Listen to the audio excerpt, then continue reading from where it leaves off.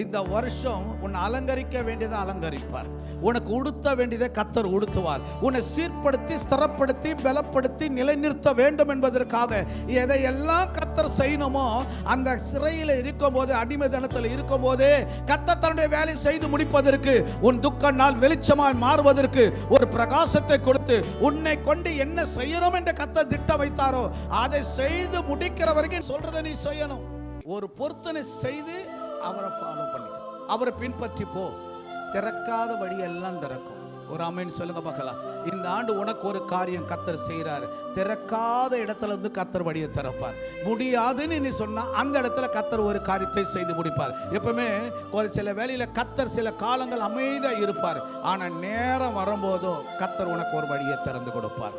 அப்போதுதான் நம்முடைய ஜனங்கள் நம்முடைய ஆண்டவர் யார் என்பதை அறிந்து கொள்வார்கள்.